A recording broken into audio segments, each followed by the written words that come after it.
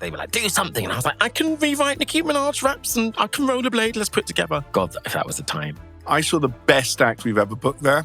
Until now. I was lucky, I was talented, and I think I was raised well by my mum, so I've got good manners. And I think those things came together to mean that I started to do loads of different things. I was taken in by the lip syncers. With the little, not that one. Hitler? No, of course not. He's not burlesque. Charlie Chaplin. That's the one.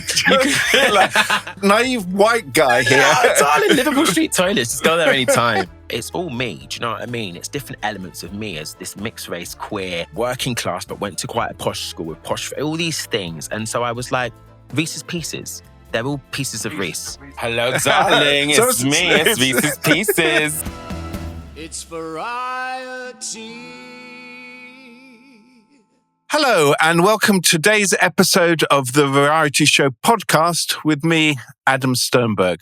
Now, today's guest is something slightly different. He is a self-proclaimed drag rash from East London and has been a cabaret staple for over a decade. So without any more ado, let me welcome Rhys to the podcast. Hiya. Hi. Good to see you. Could we maybe just start at the beginning, which I do with all my guests, just hear a little bit about your background. Where are you from originally? I am from Hackney in East London. Born in Homerton, and my heritage is Jamaican.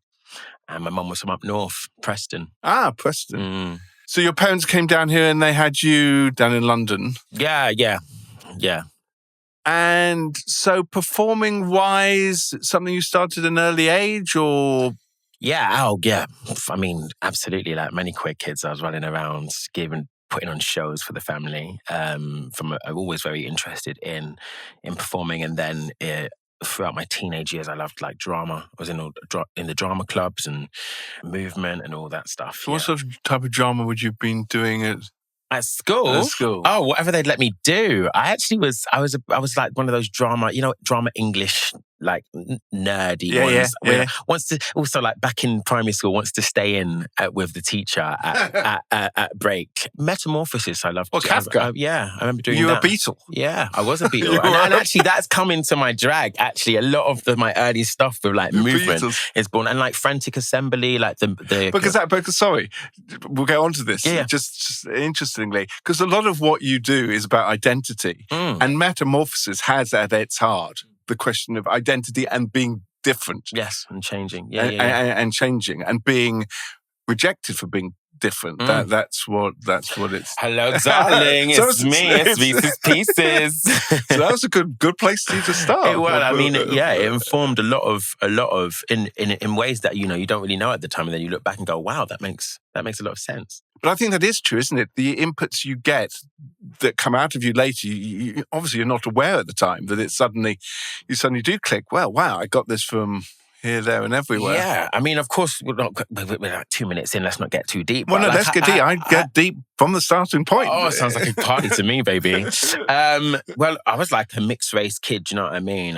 But my mum was white, my dad was black. My dad wasn't around, and so and this is stuff that I'm really working on right now. But always feeling different. I was a very feminine little kid as well, and so for that, I was always treated differently by the kids, and so you kind of escape. Sorry to ask you this so early on in this, but right. For a black person being like that, is that harder than a white person being like that? I'm not a white person, but I expect so. I mean, it's different, isn't it? So I guess and also there's the intersectionality between black and white and race and stuff, but also class. I'm very working class. My mum was a single mother.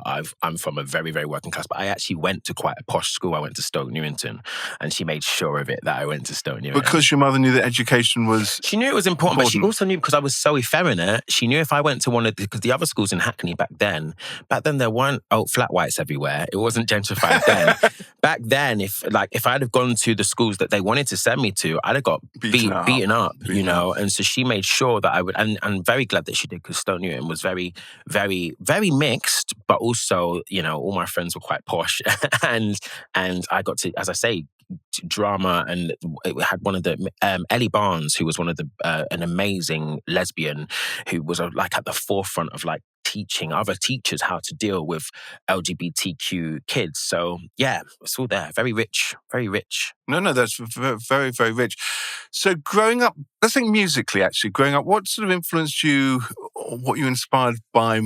Good question. Do you know what? And this speaks to the kind of amalgaming of what I am. One of the first influences of my music was actually Lord of the Dance. My grandma was a huge Michael Flatley fan. And it's very interesting, along with the Susan Boyle moment on YouTube, the other thing I often watch is the original Riverdance, actually, which I don't know, was on the Eurovision. And we had as one of our guests, the producer who produced that. Where are they? Let me sniff the chair. Exactly. You're on it. You're on it. But that was amazing, wasn't it? And out of that came Lord of the Dance. It was... Yeah, Lord of the Dance and Riverdance. And it was the music of my grandma. She was obsessed with Michael Flatley. So me and my sister, mostly me, every weekend would watch it on VHS. We'd actually play the fiddle, but it would just be two wooden spoons. And we just... Can you do the... No, I bloody can't, but I can try. You can try. We'll save that to later. Yes. So there was that. Anything more sort of mainstreamy that was influencing you at the time? Well, that's when I was really young, actually. Riverdance was actually, my grandma took me to see it when I was about 3, and it really... Wow, do you remember? I do. It's one of my first memories. Funnily enough, though, isn't it funny how memories work? I don't remember the show, really. I remember the crossing the street before, and I think it was in... where the Apollo is. And I remember crossing the street. I wouldn't have known it was that. Anyway, what other musical things? I mean, also I was very into Lord of the Rings. Again, my grandma had a huge influence on me. Lord of the Dance and Lord of the Rings. Lord of the Dance. Lords. I was always going to be, do you know what I mean? A queen, baby. I can see where we're going. Yeah, baby. But no, Lord of the Dance, Lord of the Rings. And then, pop like Brandy, Beyonce, always these amazing women. Brandy was my first. I remember my mum, or maybe I saved up and got a little bootleg, ripped off like a fake version of her album, Sorry Brandy, back when CDs were still a thing, from a car boot sale. And I remember being like, yeah, back then, before I knew I was quite gay, I was obsessed. I thought she was going to get off this plane and come and see me. She never did. Not yet. Not yet. Brandy, if you're watching, yeah, pop along. We'll get into this later. A lot of your act, or some of your act now, is lip syncing. Had you started lip syncing then? No, gosh, no. So yeah, lip syncing. When I started off performing, it was spoken word. It was actually rap, or I would have called it spoken word, but it was rewriting Nicki Minaj raps whilst rollerblading around, and I was called Sassy Swoosh back then, and that was through Duckie. Wow. Yeah. Let's go back just first, though. Yeah. So you were at school, you'd seen Lord of the Dance, you'd been inspired by various music, you'd had your drama and you're enjoying that. Moving forward to, I don't know, 16, 17, 18, when did you actually start performing? So my story with it was when I was young, I really loved, when I wanted to be an actor, and that was my thing. And I think you should be. Cheers. I'll do a little monologue. I'll do a bit of Shakespeare. We'll get on. I can do it. We can do a bit of Hamlet later. Yeah, exactly. But no, so I really wanted to, and I guess it was conventional acting. And I was very good. I got told to apply for the Brit School, but I also kind of started to, I don't want to say derail, but I found substances, and I started to kind of I was actually just smoking a lot of weed, and I actually did get an agent. But what I found was I kept getting asked to go and be hood boy number 3, roadman number 1. And I found, because of, I will always struggle with identity and masculinity and all these things. And if I feel that way now, I'm like, me at that age, getting asked to type, and back then I had huge hang-ups about my femininity. And so when you're then going and doing auditions, being asked to be roadman, and I actually I've got a credit in a 28K film or whatever, and I'm like, yo, what's going on here? But the point is also, like, with auditions, it's rejection. I can barely handle that now. At that age, when you're getting, that mixing of being asked to play something that you don't feel that you are, typecast, and also then not getting auditions because that's just how it works. Completely I was like, my mum was also like, you need to find something more stable to do with your life. Because she was looking out for me. And so I kind of didn't end up going down that route for many reasons. And then I ended up bumming around, smoking weed and doing drugs. and not working. I mean, not going to, so the more stable thing that we ended up letting me do was studying film, which obviously is not more stable. But, and I think what I found at the time was, interestingly, with performing, had things been different, if I'd have gone into the Brit, or if I'd have gone down that route and trained more classically, I'm very passionate about performing. And what would my life be like if I'd have been able to really done that, to pursue that passion? I mean, I'm still But you can, here. but can't you still do that? I mean, I still am, baby. No, but you are. But you can choose. Yeah. I mean, I am, but in my own way. But, And but do you think it would be negative for you if you'd gone to the Brit School, or if you'd gone to RAD, or you'd gone to?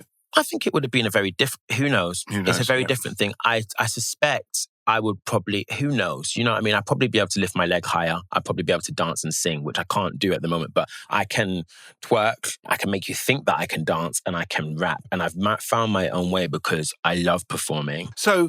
You didn't go to Brit School. You studied film for a bit. Film, yeah. And then at some point you started finding a way to perform? So I studied film, but found myself again, for me in university, because I'm the first one in my family to go to university, and I did not have a good time there. I was actually at London College of Communication, and which is a great uni, but I wasn't as interested in it as I was, as I say, smoking a lot of weed, going through a lot of stuff, and also, you know, in this class with a bunch of quite a lot of middle class white kids who, you know, it's not their fault, but I didn't feel like I remember we went up to Scotland and did our undergraduate film or whatever, and I was the editor, and I just remember feeling like I just did not enjoy it, didn't belong, and the passion wasn't there. The point is, I think when you ask me, would things have been better if I'd have gone to RADA or whatever, I think that, as I say, as a black person in these spaces, if I'd have had the passion and felt, because I feel good when I'm on a stage, you know what I mean? If I'd have had that, it's a shield. And it allows me to focus in. But because I was in this place where I didn't already have that passion, didn't feel like I was necessarily good enough, those other things are louder. The difference is louder. Anyway, I then, bummed around. I had jobs in pubs and things. And it was actually a boy who ended up, as it's ever.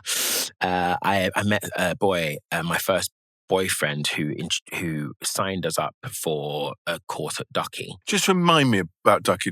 So Duckie is it's an institution. It's been going for many, many years. It's run by Simon. It's had Amy LeMay in there, and it was at the RVT for about 20 years, Royal Vauxhall Tavern. But it's a gay, queer cabaret. club night, cabaret. They also have Posh Club. They've just been going for years. And they produce shows and events, but they would have a week, and it's been going for long before my time. Yeah, it's an institution, but they also, you know, Simon Duckie did a summer school 2-week, like bring a load of young people in and introduce them to cabaret and stuff. And I only did it because me and that boy had broken up, but he'd signed us up and I wanted to get him back in my good books. I hope that worked. No, it didn't. But I did fall in love with cabaret. But actually then, you know, that was just an introduction. Yeah, okay. This is, an interesting question, which I've never quite get. Oh, God. Life is a cabaret, of course. But how do you define cabaret? Well, cabaret technically is a seating style. Cabaret seating is round tables. Is round tables. Like 3 or 4 facing the thing, and they're plonked around the room, and that's a cabaret. That's a seating style. I mean, how do I define cabaret? That's one actual definition. For me, I think it's the feeling where, funnily, it's the lack of a fourth wall in a way. So the audience. And part of it. Part of the show. It's so part of it. Audience doesn't even have to be audience interaction. But if you look at burlesque, the audience isn't, you know, they are shouting. They're not exactly getting up on stage. No, but they are part of it. The show. If I'm a cabaret host, I'm very in your face. I'm not just stood there, you know, just on stage. There's a feeling of like if cabaret doesn't have a good audience, it can often fall flat on its face. Whereas, you know, theatre, obviously it's a huge varied thing, but a conventional play, the audience can be asleep. The play could still be fabulous.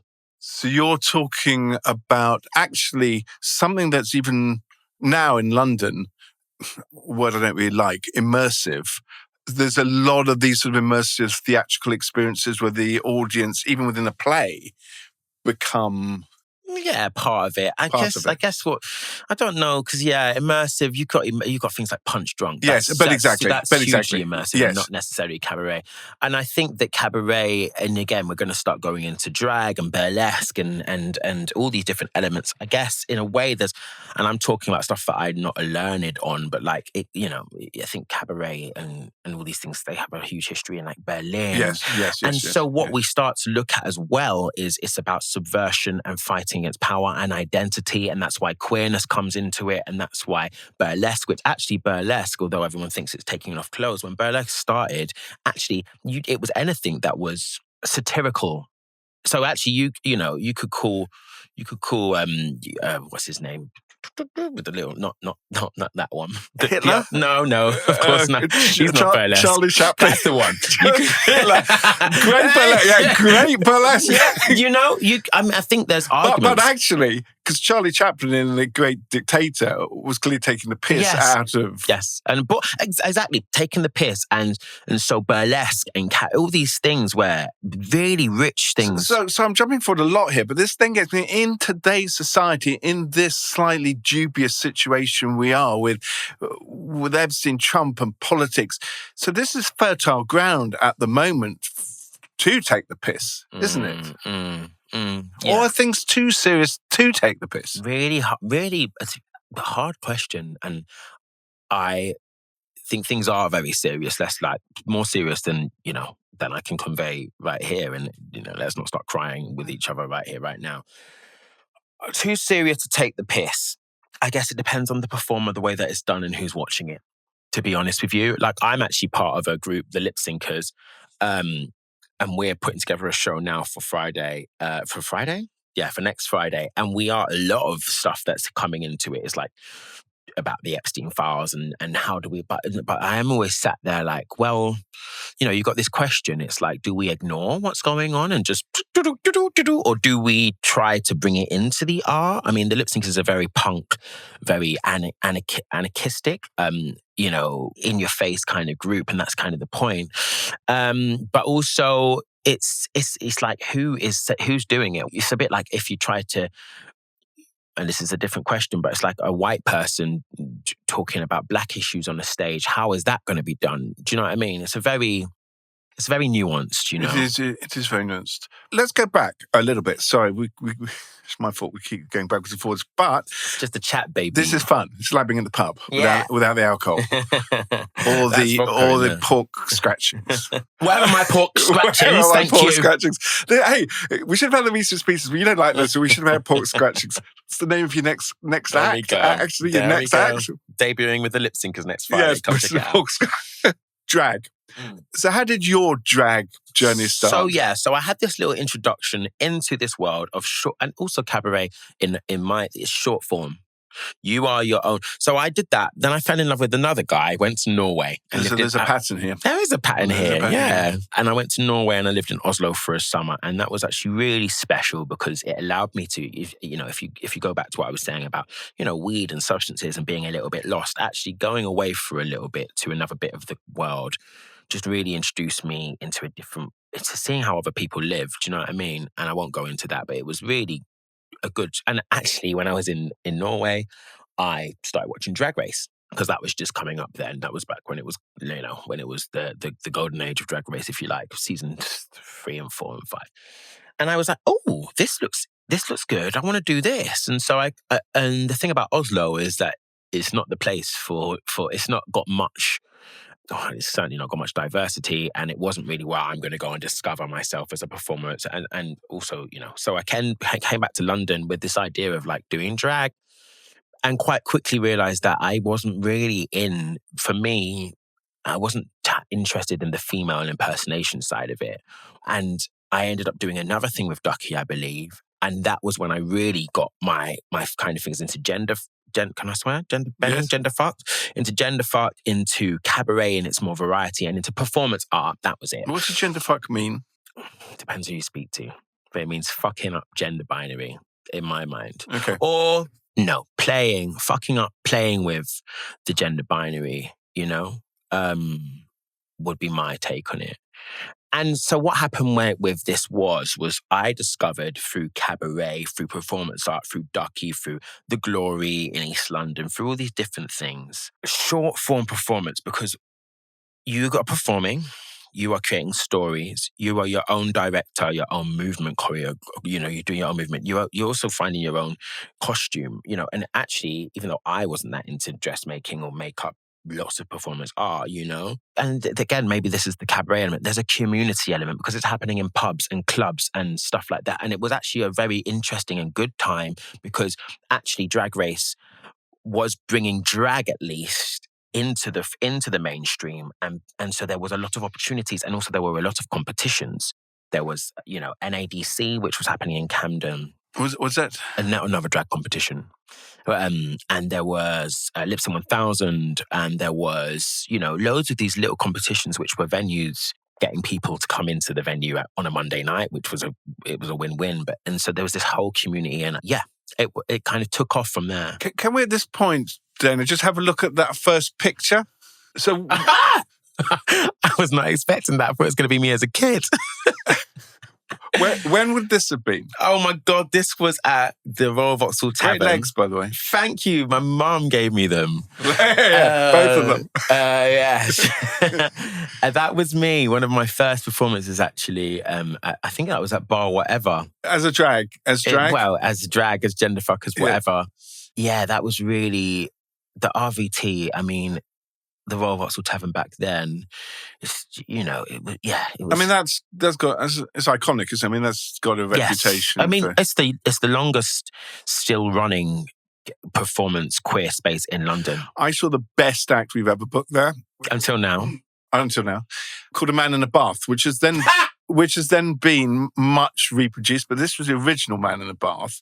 There's a massive Victorian bath in the middle of the stage. He comes on, dressed a bit like, I don't know if you remember Dick Tracy, the film, but very over-the-top businessman. And he basically, it's a strip act. He takes off but he's an acro act. He's doing hand balancing. And what you don't realise until the end, there's actually water in the bath. So by the time he's almost naked, he plunges into the bath. And it was the most perfect act. In terms of his strength, coordination, it was beautiful. Yeah. I have seen other versions of that. Yeah, that was then reproduced, but the very first time, and he went to RVT. My God, it was fit a bath in there. Bloody hell! Yeah, it was amazing. So, can we see then the second picture, please? Okay, so bit of difference. So, what? Do you know what I think I look like there? The Tyrannosaurus from bloody Jurassic Park. Very true. With a nice pink. That roar. When would that have been? God, this would have been last year. So that's relatively recently. A couple of years ago. Yeah, probably a couple of years ago because that suit's gone now. But that's at Queerdos. So that's my cabaret show that I ran for like 10 years. And would you have been a host? You hosted? That's my host and produce, curate. Yeah. So when you perform as Rhys Pieces or as the host, is the personality the same, or do you have a persona when you are? No, it's all the same. It's all the same. So when I started off, that first picture that you showed, that probably I might have been going by, that might have been the Phoenix. So I started off as Sassy Swoosh. That was back before Norway, when I was like, they were like, do something. And I was like, I can rewrite Nicki Minaj raps and I can rollerblade, let's put it together. God, if that was the time. And then I came back and I did one of these competitions, NADC. Or even before that, a different competition. But I wanted to have this kind of dark Phoenix kind of thing where that trope of like fighting against your inner self. And I was doing these raps or spoken word pieces. And I'm a big fan of Marvel X-Men. From a kid, I used to collect the comics. And so in the X-Men, there's a cosmic universal force called the Phoenix, which goes into Jean Grey. Such a gay boy. Any powerful woman. I learned so much. any femme fatale, I'm right there. But so the Phoenix Force is hugely powerful. And so, but there's the Dark Phoenix. And so I guess we're talking about identity as well. And that was that. And then what happened for me was when I started to I did Duckie, and I say lucky. I was lucky, I was talented, and I think I was raised well by my mum. So so I've got good manners, and I think those things came together to mean that I started to do loads of different things. I was taken in by the lip syncers, which they've been going since 2003. And they do, as their name suggests, they're lip syncing purely. Drag or drag? Drag. But they're like their legends have come through them. Like they started off with John Sizzle, and Lisa Lee back at Bistrotech in East London. So this is like old cabaret. I say old, but this is like when I was a kid, these people were going. So there was that, and then I was doing stuff with the Cocoa Butter Club, which is a different kind of, much newer, but that's Sadie Sinner. That's just a cabaret for POC performers, about celebrating people of color. So melanated, and it was Sadie's creation to combat the lack of POC performers. And I was I was doing a lot with them when they were coming up, and then I was also doing my own stuff. I had Queefy at the time, it was called. And what I found was I was doing all these different things. And one moment I might be doing a piece about the fetishization of black bodies, and it's a dance piece with the Gregor stuff coming in, or Gollum. A lot of Gollum comes into my movement, you know. And then the next minute I'd be doing Beyonce, and then the next minute I might be doing an Enya or a lip sync, and I'm being Rasputin. And I was like, okay, there's a lot going on here, but ultimately, it's all me. It's not. I'm not loads of different. It's all me. Do you know what I mean? It's different elements of me as this mixed race, queer, you know, working class, but went to quite a posh school with posh. All these things, and so I was like, Rhys's pieces. They're all pieces of Rhys. Pieces of Rhys. I get it. For you, then, at the core, identity, I suppose, is key, or expressing the complexity of identity. Yes. You see, we sit here very different. Well, so I've just seen myself as a sort of a white person in a white man's world, and it's all been very easy, really. You know, everyone I've met's like me. I'm accepted when I go into wherever I go into, and you don't even question it because that's how it is. And it's only through actually working with entertainers, performers, that you begin to realize that the world isn't not like that for everyone, even white people. And actually, the thing you hit upon, which for me now is the most diverse, is not color or race. It's social. It's social. It's class. It's class. Class. Because I always say, if you're black and posh, or you're gay and posh, and you've got money, it doesn't really. No one really cares. Yeah. Or you have more opportunities. Or you have more opportunities, so you don't have to care as much. I know somebody actually who's from a very wealthy background who says, "I've always been more wealthy than I've been black." Yeah. Yes, and I think that's true. I read an article there was a Guardian last week which said that, particularly now, the opportunities in the arts for working class are really reduced, and that you end up, even within the arts, that it just being a prerogative of the elite because they can afford to do it. You look at all the pop stars who are nice middle class. Or nepos. Yeah, exactly. Can that change? Small question. Can that change? I mean, let's be so for real. Like, what am I going to say? Is it a platitude? Is it an oversimplification? Is it whatever it is? The world is in a bloody state right now. Like, let's be so. Can it change? Will it even exist? You know, will it even exist in 5 years? I mean, obviously, we hope it will. It probably will. But actually, what will the entertainment industry look like with AI, or if we're in another world war? Do you know what I mean? Like, actually, I'm not trying to make it too big. So you're worried about AI? AI can't do what you're doing, can it? No, it certainly fucking It can't go on stage. No, it can't. But it can recreate. It can do films. It can do films. It can do songs. It can do songs. It can do images. But the one area it can't is live at the moment. It can do film. It can create that virtual actress or whoever she was. But it can't do it can't go on stage at Duckie. No. Well, not yet. Not yet. And who knows where it's going to go. I mean, it's another huge topic. It is a bit like, you know, and I'm not trying to minimalize it, because I am conscious of it and worried about it. But also people were conscious and worried of printing when that came about, or of the internet, or of the phone, or of all these things that were going to, and in a funny way, I mean, you say they were going to destroy the world. Let's look at what the internet's done. Like, let's look at where we are right now with social media. Let's look at if that hadn't been created, what would we look? We don't know what the world will look like right now. So in a way, AI, who knows? Do I think it can change? I mean more about, yes, I know, about opportunities Do for I people. think it can change? Or rather, how would we make it change? What would... Darling, baby, I don't know the answer to that. Because where I would start stuff Okay, go. is at school. Because I think within the state sector, there are lot less opportunities to learn art or music. Yes, I think that you're a really good point. Yeah, with the education. But I was going to say with the education, what would systems? We have got systems in place that keep.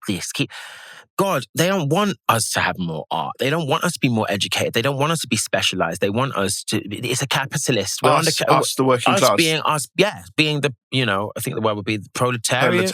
Keeping them down. They want to keep us as fodder that keeps the capitalist system. And this is what I'm talking about with it being an exciting time in ways that I'm talking about. I'm talking about my arse. I'm not an expert in any of this, but it feels like we're looking upwards and going, fucking hell, look at that 1%. But these systems are huge. And so that, I guess in a way you ask, can things change in the arts? And I'm like, well, things have to change in a bigger way before that. Maybe, I don't know. But I also think you make a really good point about the education system, because exactly, we don't have special, look at, I'm not saying everybody should be in a Steiner school, but you ask a 12-year-old who's okay at maths, work harder to be a C at maths. No, they're an excellent at painter. Go and paint and put it all into the paint, but they can't do that because of privilege, because they need to be able to put food on the table, because the system isn't made for that, and that could be a way and I'll just say this, that in the future, that could be how AI could be helpful. AI could give us the capacity to get rid of all these jobs that we're all scared of. I'm not speaking as an expert here, but it's just, imagine if they didn't want to keep us down and actually AI could do most of the work. So we could paint and create. Think. But that wouldn't make them any money, and that wouldn't keep them in their private jets. That wouldn't keep the system in place. Well, we're now going to go from the sublime to the ridiculous. Having done politics, this is a time where you teach me something. Yay! I'm not quite sure how yay this will be, but anyway, tell me what we are doing. Well, you asked, I was like, what can I teach you? And I was like, well, we can't have a lip sync workshop right now at the end of this, because, I don't have time and you can't afford me. But True. I was like, what can I do that you might not be able to do? And I thought twerking. Twerking. Yeah. Okay. A little twerky. Yeah, you have to just tell me. This. Right, we're going bit of that. Yeah, but hold on, I can't even get hold on. These are their new sofas. Hold on. Oh, yes. There we go. There we go. Yes. Okay. Yeah. So I don't even know how I could teach you in this, because this is advanced. But you got. I can't put my leg up. Well, that's just okay. That's just shaking. All right. So you're classic white man. You've gone for classic. the whole. You've gone for the whole. You got to isolate. Right. So what we're gonna do? Yes. This is podcast after. Hold on. This, by the way, this could completely obliterate the career for the rest of my life. Yeah. But you're not going to be able to monetize this. What you have to do is we capitalists. Get rid of it. Don't demonetize this. How am I monetize? Quick, can I brand my trousers? Yeah, exactly. Amazon. Right. So you kind of need to thrust. You need to isolate your hips. You're going to have to take this blazer off. Blazer off. Yes. There we go. There we go. There's the money. It's there. The wallets and the trousers. I've just come to take it. Hackney boy, eh? Yes. So you're going to isolate it and you need to pop it out. Go and pop your butt up. But try and keep pop. But pop. There, that was it. Pop. Now I'm going to get there again. And again. Pop. And just try to level up. Pop. Now, quicker, faster. Pop. We'll have it. That would do. I'll see you at Carnival. Oh my God. I'll see you at Carnival. Yes, thank you very much. Yeah, so if I ever see you again, I won't recognize you. Well, yes, thank you for that. Now, back to where we were. Acts on the scene, other than yourself. Ooh. Who's great? Who should I see? Who should you see? Do you know who you should go and see? Do you know who this comes straight to my mind? Somebody called Wet Mess. Wet Mess. Bloody hell. If you think that you told me something, when you introduced me, you said, it's time for something a bit different. If you think I'm different, you should see Wet Mess. They are Mwah. They did Edinburgh 2 years ago with their show called Testo. They come from a theatre background too, but they're a cabaret artist and they are non-binary, and they are a mover. Their power is in their movement, and they are just one of the best things I've ever seen, and so exciting. A dance act or a cabaret act. They do lip sync and cabaret in the sense of like the exciting where it's different and you're like, it could be at Sadler's Wells, it could be in the bloody disabled toilet and in the Glory. Do you know what I mean? And they did Edinburgh Fringe. Sorry, they do entertainment in the disabled toilet? Sometimes, baby, if you know the right... Duckie's quite partial to that. If you know the right place to look. You need to tell me. I need to go on... That's a sex thing. No, yes, I thought as much. Thank you very much. Naive white guy here. Yeah, darling, Liverpool Street toilets. Just go there anytime. No, so they did Edinburgh Fringe. Yeah, we haven't talked about cruising. No, you told me you were on a cruise, but I presume that has to do with I'm always on a cruise, baby. Cruising. So they did Edinburgh Fringe with the show, and they won whatever it is, the best show. Best of fest, yes. Yeah, whatever. Yeah. And then that led to them doing a little tour. They've now gone to New York, but I worked with them when we did name drop here. We did Travis Alabanza's Sound of the Underground at the Royal Court a couple of years ago. Royal Court, the Royal Court. Yeah, they let us in. And I mean, I've known them for years, but they are just somebody who, I know there's many amazing acts, but somebody who I'm just in awe of the way that they perform, and it's so exciting. They wear like a breastplate, but it's a male one because they're female bodied, but they wear it so it's like abs. Okay. But then they might have boobs on the back. Like they are, so good. So again, really playing with gender. With gender and identity. Yeah. In terms of the audience for your show, I presume it's predominantly young. So varied. I do so much, and that's not like I do. That sounds like a twat thing to say, but I do so many different kinds of shows. And I have done from, I think, so it's not predominantly young. Because it depends, also young is a relative term, but like, in my case, it no longer is a relative term. I mean, I'm getting there myself, but no, like Duckie, I did last year. I did Duckie, which was specifically, Duckie did a thing called Rat Park, which was it was a rat park. It was based on, this is just one example it's one of the things I love about my job that I've got. Any day of the week, you can pluck different things, but this one was about Rat Park. It was over a month, every weekend. And it was about the Rat Park experiment, where they give it's a famous experiment where they give one rat heroin in a bottle by itself and it will drink itself to death. But if you put a bunch of rats in a enclosure where they've got stimulation, wheels, food, each other, they actually find that most of them don't take the heroin, and it's called the Rat Park experiment. And then so this piece, this performance thing that went from midday to like 5, and it was predominantly gay men, but there was also trans women and trans people, and I was doing 4 different pieces, and each week was a different body fluid. So you had piss, cum, blood, and tears. And there was and so each one there'll be a different theme, and I would do a different piece. I did a lip sync piece, a dance piece. One time I just got naked, talked about my experience, and then you had Scotty who was hosting. And the point is, when you're talking about audiences, that was an older audience, and quite older gay men. And then I might be doing brunch, and I'm doing my thing, and that's a bunch of Huns. Do you know what I mean? Who are in their in their 30s, whatever. They're just having a time out, and then I might be down at the the National Theatre River Stage. I host that sometimes. Do you? Yeah, I've done that a few times, and it's a big honour. Then it is young people, because I'm not allowed to get my bum out. I'm not allowed to swear, and I mostly don't. So then that leaves the question, if someone, I know, BBC or some big company said, we're going to offer you, Rhys, mainstream programme on TV, but you'd have to tailor your act, you have to clean yourself up, no swearing, but would you do that?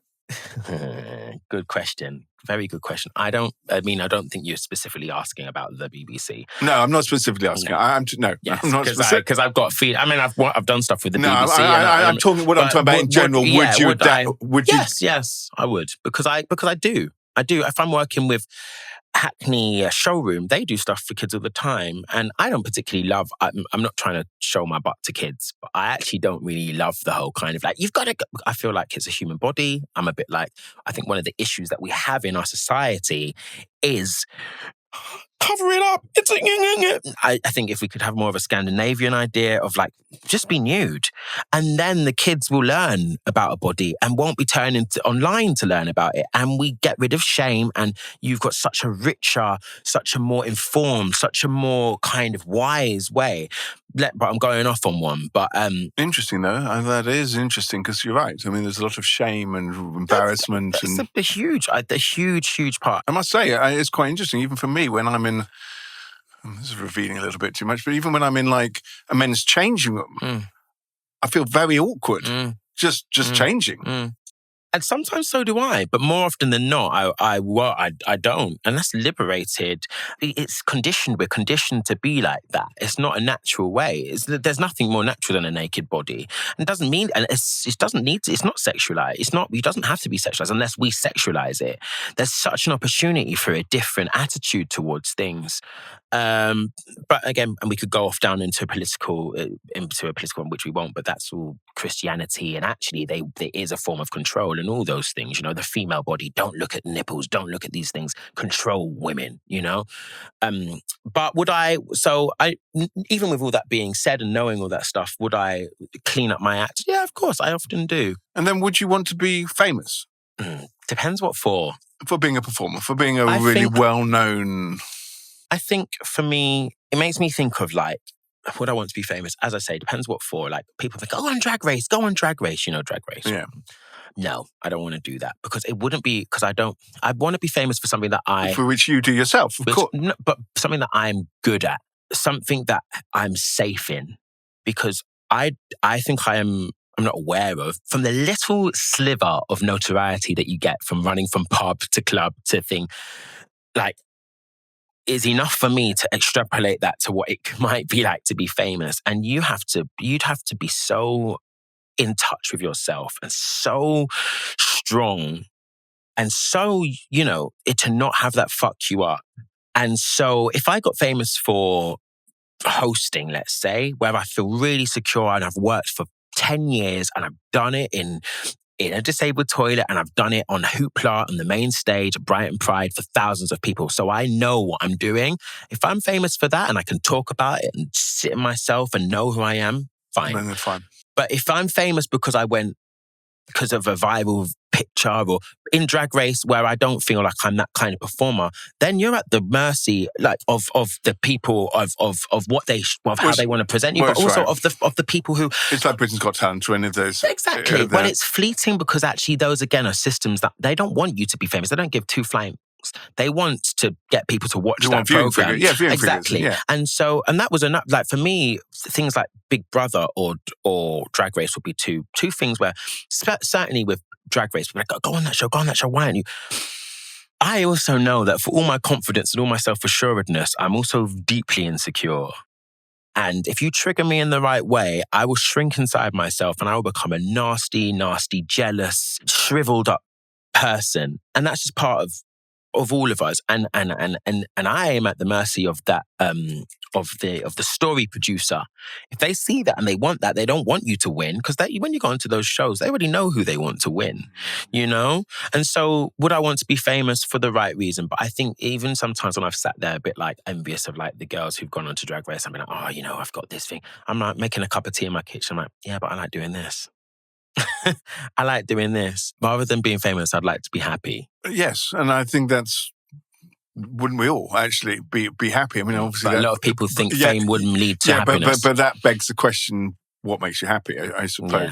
This has been fantastic. Can I conclude with an important question, which is this. If you were to imagine someone who was like in your situation growing up, queer, black, working class, who thought they might want to go into performance of some sort, not necessarily drag, but wanted to be a performer, what sort of advice would you give people?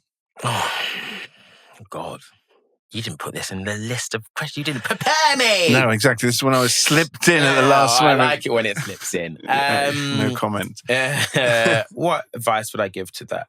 I would say follow your passion. You know, it's not very revolutionary to say that, but I'd say do it and make sure you enjoy it. I would say be kind to yourself. Remember that you are enough. Like, remember, it takes a lot, and it's a lesson that I try to. I don't always know the lesson myself, but you know, especially if you're mixed race, but of color in this world. You know, in a white person's world, in these white spaces, you know, for me, I often find hard to feel like I fit in, and I'm looking for validation. I have looked for validation a lot, even when I've achieved amazing things, and actually that's the thing that comes from inside. So be kind to yourself and know that you're enough. Would be some advice. Thank you very much. That has been really interesting. Very, very interesting indeed. Thank you, everyone, for watching today's episode of the Variety Show podcast. If you want to learn more, do visit us at our socials at the Variety Show podcast. Until the next one, thank you very much and goodbye.